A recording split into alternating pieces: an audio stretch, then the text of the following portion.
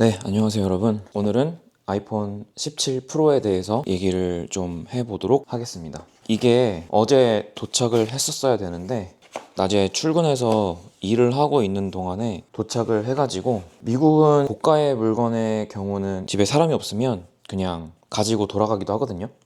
그래서 오늘이 토요일인데 이제 금요일 날 못 받았더니 다음 주 월요일 날 배송이라고 나와가지고 망했다 이러고 있었는데, 오늘 아침에 핸드폰에 노티가 떠 있어서 앱을 들여다봤더니 아침에 도착을 한다는 거예요. 그래가지고 제가 원래 노티 확인을 잘 안 하는데, 제가 요새 농장 키우는 게임을 하고 있거든요. 아침에 이제 일어나가지고 농장이 잘 있나 확인을 이제 해 보려다가 어떨결에 아주 다행스럽게도 토요일에 핸드폰을 수령을 했습니다. 네, 아무튼 이제 아이폰 17 프로 256기가를 주문해서 지금 여기 와 있고요. 그래서 일단 좀 보면서 얘기를 해볼게요. 저는 이제 14 프로에서 지금 업그레이드를 하는 거고요. 그냥 이렇게 딱 봤을 때 육안상으로 보기에도 크기 차이가 아주 약간 납니다. 그래서 일단은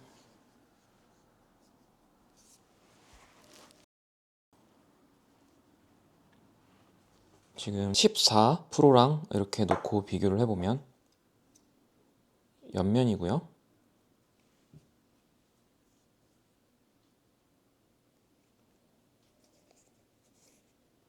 좌우의 그 폭 차이는 얼마 안 나는 것 같고, 이 위아래로 이제 이 17 프로가 약간 지금 요만큼 늘어난 거거든요. 지금 무게 같은 경우는 스펙상으로는 206g으로 이제 동일하다고 나오거든요.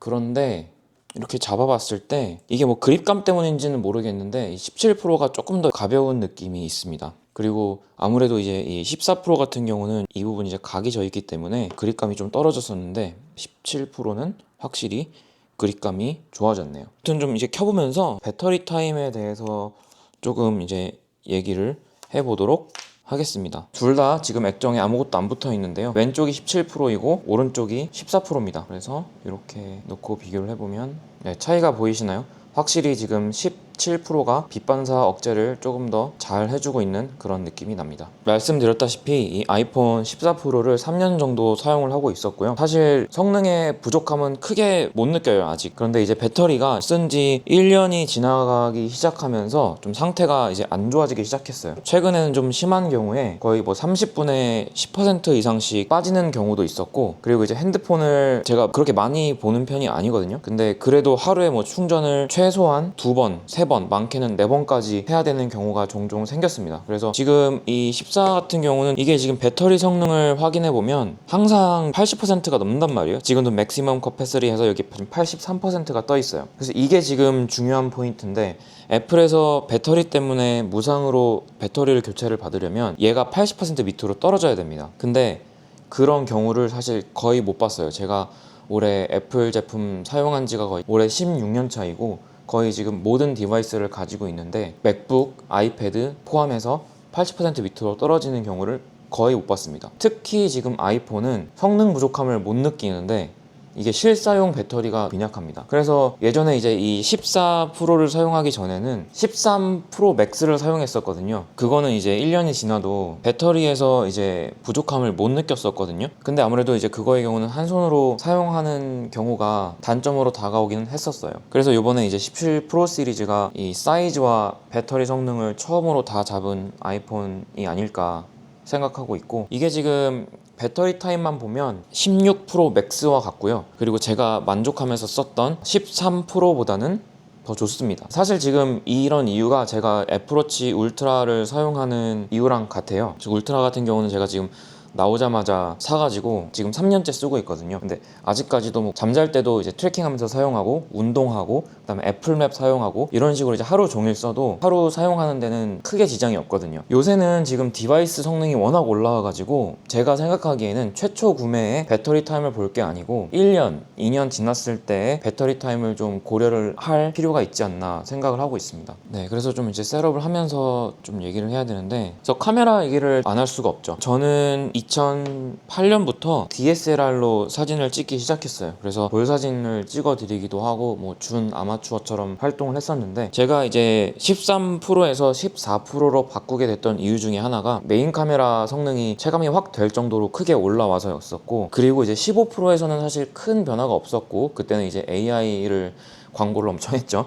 이제 그리고 이제 16 프로에 와서 그 초광각 카메라 화질이 많이 올라왔었습니다.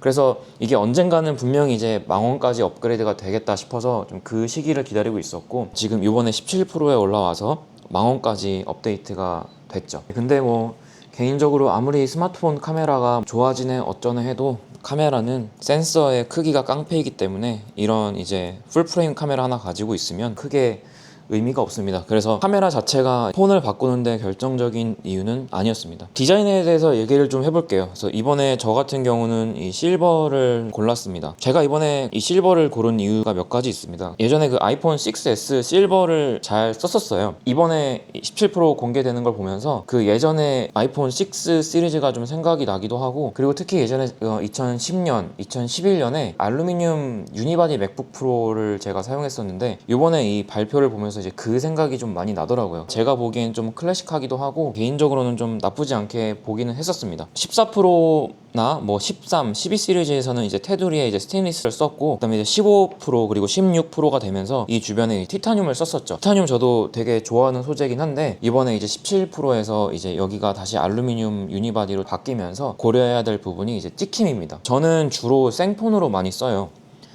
아이폰 10 시리즈부터 쓰면서 좋았던 것 중에 하나가 여기가 다 이제 스테인리스 스틸이었거든요. 그래가지고 핸드폰을 떨어뜨려 갖고 뭐 찍히거나 해도 티가 잘 안 나가지고 그게 좋았어요. 예를 들어서 지금 여기에 지금 찍힘이 있어요. 여기도 찍힘이 있고, 그리고 뭐 여기도 보면 여기에 지금 여기도 찍힘이 살짝 있고, 이쪽에도 지금 찍힘이 있고. 근데 일단 이 스테인리스 스틸 자체가 찍힘이 그렇게 많이 생기지도 않아요. 근데 이제 여기는 이제 알루미늄이 들어가니까 엄청나게 압력을 줘서 유니바디로 만들면서 찍어 눌렀다 그런 얘기를 하는데, 어쨌든 알루미늄은 분명히 떨어뜨리면 찍힘이 생길 거고, 이 재질 자체가 스테인리스 스틸처럼 반사를 시키는 게 아니기 때문에 그냥 딱 봤을 때는 분명히 이제 떨어뜨리고 나면 여기에 티가 많이 날 거예요. 그리고 아이폰 프로 그 오렌지 색상 같은 경우는 여기 지금 애플워치에 들어가는 이 포인트 컬러 있죠. 요거랑 많이 비슷하지 않을까 생각을 하고 있는데, 이게 이렇게 지금 포인트로 봤을 때는 사실 뭐 3년이 지나도 뭐 질린다는 느낌이 없는데, 이 전체 디바이스가 그런 색일 거라는 거를 좀 생각을 하니까 저는 좀 저는 안 되겠더라고요. 그래서 오렌지는 일단 패스했고, 그리고 딥블루 같은 경우는 요즘 나오는 그 맥북 에어 있죠. 짙은 네이비 색깔, 그거랑 비슷할 것 같은데, 제가 생각하기에는 그 컬러의 문제는 지문입니다. 지문이 좀 많이 남을 것 같고, 그냥 이렇게 딱 놓고 봤을 때 좀 이제 깔끔한 느낌이 덜 하지 않을까 생각을 하고 있어요. 무엇보다도 아이폰을 떨어뜨렸을 때 오렌지나 딥블루 같은 경우는 알루미늄에 색을 입힌 거거든요. 여기에 이제 코팅을 한 거기 때문에 그게 까질 거예요. 떨어뜨리면. 그러면 이제 좀 보기에 좋지가 않겠죠. 하지만 이 모든 것들은 케이스를 주로 이제 장착을 해서 사용을 하시는 분들은 크게 해당이 안 될 거고, 하지만 이 오렌지 같은 경우는 케이스를 끼웠을 때도 이 노출되는 카메라 부분에 색이 이렇게 튈 거기 때문에 그런 부분도 고려를 할 요소이기는 합니다. 그리고 이제 다른 모델들이 나왔죠. 아이폰 에어도 있고, 그 다음에 아이폰 17 일반 모델도 이번에 진짜 잘 나온 것 같아요. 근데 이제 아까 말씀드렸다시피 요즘은 이제 디바이스 성능이 워낙 올라와서 아마 처음 한 6개월 정도까지는 뭐 배터리 타임에 크게 차이를 못 느끼실 거예요. 근데 이제 1년이 지나기 시작하면 아마 이제 그때부터 분명히 좀 차이가 날 겁니다. 그래서 아이폰 에어의 경우는 뭐 배터리 팩이 있다고는 하는데, 근데 에어의 셀링 포인트는 결국은 이 두께잖아요. 얇은 두께, 그리고 가벼운 무게. 근데 뭐 결국 배터리 팩 달아서 쓸 거면 두꺼워지는 거고, 무게도 그만큼 올라가는 거고 하기 때문에 개인적으로는 이제 1년마다 폰을 바꾸시는 분들에게는 에어가 되게 좋은 옵션일 것 같아요. 아이폰 17 일반 모델 같은 경우도 요번에 보니까 배터리 타임이 되게 잘 나왔어요. 보면 15 프로 맥스보다 1시간이 더 지속이 된다고 나와 있습니다. 그래서 제가 봤을 때 그거는 진짜 대단한 거예요. 저 같은 경우는 사진을 찍을 때 그 망원 카메라를 일단은 자주 쓰기도 하고, 그리고 개인적으로 이제 이 14%를 지금 거의 3년 동안 써왔는데 일반 모델을 사게 되면 사실 새 기기를 쓰는 기분이 좀 덜 할 것 같아가지고, 그래서 이제 프로 모델로 넘어왔지만 이런 요소들이 좀 중요하지 않은 분들은 일반 모델도 정말 좋은 선택이 될 것 같습니다. 네, 그래서 지금 아직 뭐 세팅이 진행이 되고는 있는데 다른 것들은 이제 소프트웨어의 영역이기 때문에, 그리고 지금 이제 사실 에어팟 프로 3도 와 있고 제가 지금 좀 소개시켜드리고 싶은 신박한 아이템들이 몇 개 더 있거든요. 그래서 구독을 해주시고 구경하러 또 와주시면 감사하겠습니다. 오늘 소개는 이 정도로 하고요. 앞으로 사용을 하면서 제가 좀 실사용에서 느껴지는 차별점이 있으면 또 소개를 해드리도록 하겠습니다. 네, 좋은 하루 보내시고요. 이상으로 아이폰 17 프로에 대한 영상은 마치도록 하겠습니다. 감사합니다.